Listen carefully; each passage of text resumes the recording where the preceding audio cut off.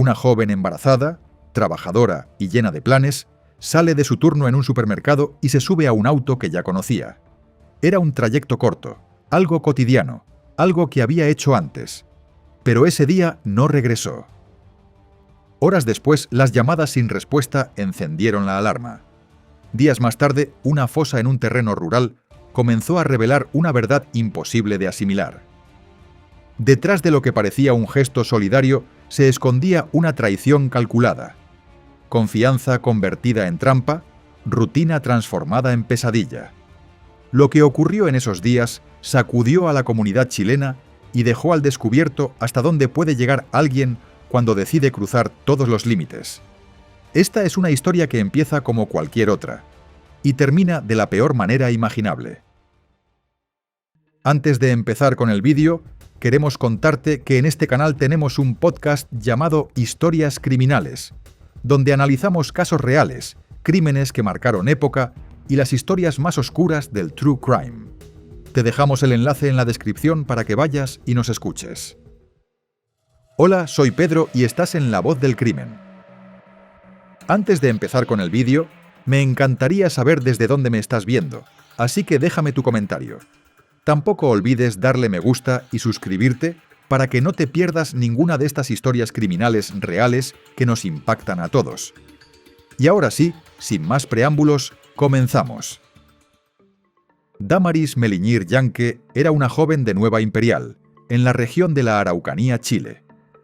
Creció en una familia humilde junto a sus padres, Ana Yanque y Raúl Meliñir, en un entorno donde las oportunidades eran limitadas, pero donde ella siempre tuvo claro que quería superarse. Desde muy joven soñaba con dedicarse a la medicina y cambiar la realidad económica de su familia. En 2019 logró titularse como técnico en enfermería en el Liceo Bicentenario Luis González Vázquez. Quienes la conocieron coinciden en que era una joven cariñosa, responsable y profundamente comprometida con sus metas. Desde los 17 años trabajó cuidando a adultos mayores, demostrando vocación de servicio. Tras graduarse, consiguió empleo como empaquetadora en un supermercado de Nueva Imperial. Su objetivo era ahorrar dinero para continuar sus estudios, ya que aspiraba a formarse en obstetricia. Gracias a su buen desempeño laboral, fue ascendida al puesto de cajera dentro del mismo establecimiento. En el plano personal, Damaris mantenía una relación con Justin Abelo. La joven no solo era cercana a él, sino también a su familia, especialmente a su madre, Nancy Cárdenas. En 2020 decidió mudarse a la casa de ellos, principalmente porque quedaba más próxima a su lugar de trabajo, lo que facilitaba su rutina diaria. A comienzos de ese mismo año, se realizó un test de embarazo que resultó positivo. La noticia fue compartida únicamente con personas de su círculo más íntimo. Su padre, a quien incluso le mostró la prueba, su pareja Justin y una amiga cercana. Ambos estaban entusiasmados con la idea de formar una familia y tenían planes de independizarse en un futuro cercano para comenzar una nueva etapa juntos. Damaris trabajaba bajo un sistema de turno partido. Su jornada comenzaba por la mañana y finalizaba a las 3 de la tarde. Luego tenía un receso hasta las 5 de la tarde, momento en que regresaba al supermercado para continuar hasta las 9:30 de la noche. En muchas ocasiones Justin pasaba a recogerla, pero no siempre era posible. Cuando eso ocurría, especialmente durante el horario de almuerzo, Damaris solía pararse afuera del supermercado para pedir aventón y así poder trasladarse hasta la casa donde vivía con la familia de su novio.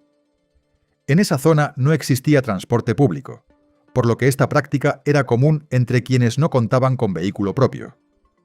La mayoría de las veces aceptaba que la llevaran personas conocidas, como vecinos o antiguos compañeros, aunque en algunas oportunidades, por la urgencia del horario, también accedía a subir a vehículos de personas que no conocía, procurando que esto ocurriera lo menos posible. El lunes 1 de marzo de 2021 parecía ser un día normal dentro de la rutina de Damaris. Terminó su primera jornada laboral alrededor de las 3 de la tarde, y como hacía habitualmente, salió del supermercado con la intención de ir a almorzar a la casa donde vivía junto a la familia de Justin. Se ubicó en la vía pública para pedir aventón, esperando que algún conductor se detuviera para acercarla. un compañero de trabajo declaró que observó cómo un automóvil de color verde que circulaba por el sector redujo la velocidad, avanzó unos metros, realizó una vuelta en U y regresó hasta donde estaba ella para ofrecerle transporte. Damaris aceptó y subió al vehículo. El auto se alejó del lugar con ella en su interior. Esa fue la última ocasión en que sus compañeros la vieron con vida. El momento quedó registrado por cámaras de seguridad cercanas al supermercado. En las imágenes se aprecia el vehículo verde ejecutando la maniobra descrita por el testigo y a Damaris esperando en la calle. Sin embargo, el conductor no pudo ser identificado en el registro audiovisual. La primera señal de que algo no estaba bien surgió cuando Damaris no llegó a almorzar, algo que jamás solía ocurrir. Nancy comenzó a llamarla insistentemente, pero no obtuvo respuesta. Ante la falta de contacto, también intentó comunicarse con la madre de la joven, sin éxito. En un principio pensó que Damaris podía haberse trasladado a la casa de sus padres, quienes vivían en un sector con escasa cobertura telefónica, lo que explicaría la falta de respuesta. Sin embargo, el tiempo comenzó a pasar y la incertidumbre aumentaba. A las 9:30 de la noche, cuando Justin se preparaba para salir a buscarla para el segundo tramo de su jornada, intentó llamarla varias veces, pero tampoco logró comunicarse. La preocupación se extendió rápidamente. Justin y su familia comenzaron a contactar amigos, conocidos y personas cercanas para averiguar si alguien sabía algo de ella. Nadie tenía información sobre su paradero. Mi mamá llamó a las 3 de la tarde a ella, pero no contestaba ni nada. Entonces llamó a la mamá si estaba en el campo y nada tampoco. Hasta la tarde y llegaron las 9:30 cuando yo tenía que ir a buscarla. Llamamos, nada, fuimos a ver, nada. No estaba esperando nada. Pero viven en el campo y no tienen cobertura, así que yo la llamé como 10.000 veces y nunca contestó tampoco. Hasta que, como estamos en cuarentena, no podemos salir porque Carabineros, tú sabes que esperamos hasta el otro día pensando que ella podía estar en el campo. Al día siguiente, la familia de Justin decidió ir hasta la casa de los padres de Damaris para confirmar si se encontraba allí. La noche anterior no lo habían hecho debido a las restricciones de movilidad vigentes por la pandemia. Fue entonces cuando comprobaron que la joven nunca había llegado a ese lugar. Paralelamente, los padres de Damaris acudieron al supermercado para preguntar por ella y descubrieron que tampoco había regresado a cumplir con el segundo turno de su jornada laboral el día anterior. Ese dato resultaba particularmente inquietante, ya que se trataba de una joven extremadamente responsable con su trabajo y sus obligaciones. Ante la ausencia total de noticias y el hecho de que su teléfono seguía sin responder, la familia decidió presentar una denuncia por presunta desgracia ante Carabineros. A partir de ese momento se activaron las primeras diligencias para intentar determinar dónde estaba Damaris. Con el avance de las primeras gestiones de búsqueda, y gracias a la colaboración de distintos testigos, los investigadores lograron determinar el lugar donde se encontraba el automóvil verde en el que Damaris había sido vista por última vez. El vehículo estaba en un predio agropecuario situado en el sector rural de Loma Larga, a unos 15 kilómetros de Nueva Imperial. El propietario del terreno y del automóvil era Luis Salas, un obrero de 64 años que se había trasladado a ese sector en el año 2020. Según declaraciones que sus propios familiares entregaron a la prensa, se trataba de un hombre retraído, poco expresivo, no muy dado a sonreír ni a socializar, aunque en apariencia mantenía un carácter tranquilo. También señalaron que era considerado en algunos aspectos de su vida cotidiana. Luis tenía una costumbre que era conocida en el sector. Solía detenerse para ofrecer transporte a personas que necesitaban movilizarse. Él explicaba que lo hacía porque le generaba lástima ver a gente caminando hacia el pueblo, ya que el trayecto debía hacerse completamente a pie cuando no se disponía de un vehículo. Según declaró, aunque sin confirmación de alguien más, entre las personas a quienes trasladaba con cierta frecuencia se encontraba Damaris. Con el paso del tiempo y tras varios viajes en su automóvil verde, se había generado entre ellos un vínculo de confianza basado precisamente en esos trayectos. Fue en ese mismo vehículo donde ella subió el 1 de marzo, el día en que desapareció. Durante las averiguaciones sobre la desaparición, un vecino del sector realizó una denuncia que resultó determinante. aseguró haber visto a Luis cavando una fosa dentro de su propiedad, muy cerca del lugar donde mantenía estacionado el automóvil verde. Con esa información, la Fiscalía solicitó y obtuvo una orden de entrada y registro al predio.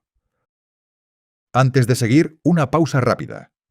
Si este tipo de historias te interesa, suscríbete y deja tu me gusta. De esta forma me ayudas mucho a poder seguir trayéndote más casos como este. Ahora sí, continuamos. El 4 de marzo, Carabineros ingresó al terreno. Cuando los funcionarios se presentaron, Luis negó haber trasladado a Dámaris el día de su desaparición. A pesar de su versión, los peritos comenzaron a inspeccionar el lugar. Aproximadamente a 300 metros de la vivienda, encontraron una fosa parcialmente cubierta y una gran cantidad de tierra removida alrededor, tal como lo había señalado el vecino. Ante el hallazgo, el hombre sostuvo que el hoyo tenía como finalidad enterrar un animal. Durante la revisión del interior de la vivienda, también se localizaron otros indicios relevantes para la investigación, aunque públicamente no se revelaron mayores detalles sobre ellos en ese momento. Frente a las inconsistencias en el relato de Luis y a los elementos encontrados en su propiedad, Carabineros decidió detenerlo y trasladarlo para que prestara declaración formal. Los investigadores estaban convencidos de que el hombre sabía más de lo que estaba diciendo, y consideraban que, bajo presión, podría revelar información clave sobre el paradero de Dámaris. Mientras el imputado era llevado a dependencias policiales, un amplio contingente de funcionarios permaneció en el predio rural. El objetivo era revisar cada rincón del terreno con detalle. La atención se centró especialmente en la fosa que había sido denunciada por el vecino, ya que resultaba fundamental establecer qué había sido enterrado allí. La familia de Dámaris se enteró de estos procedimientos a través de los medios de comunicación y acudió inmediatamente al lugar para exigir explicaciones. Se mostraron molestos por haberse informado por la prensa antes de recibir una notificación oficial. Carabineros les indicó que primero debían concluir las diligencias para poder entregar información confirmada. A pesar de la tensión, los equipos continuaron trabajando durante varias horas. Tras una extensa labor de excavación en la fosa, finalmente apareció lo que temían encontrar. Bajo una importante cantidad de tierra removida, los funcionarios descubrieron un cuerpo que estaba atado de pies y manos. La identificación visual permitió confirmar que se trataba de Dámaris. En ese momento sus familiares se encontraban fuera del perímetro del predio. La noticia los golpeó de manera devastadora. El cuerpo fue retirado del lugar y trasladado para la realización de los exámenes forenses correspondientes. Para los investigadores, la secuencia de hechos comenzaba a encajar. Las sospechas que habían surgido desde el momento en que identificaron el automóvil verde encontraban ahora una confirmación material. Ese mismo día, y luego de haber negado inicialmente cualquier participación, Luis cambió su versión.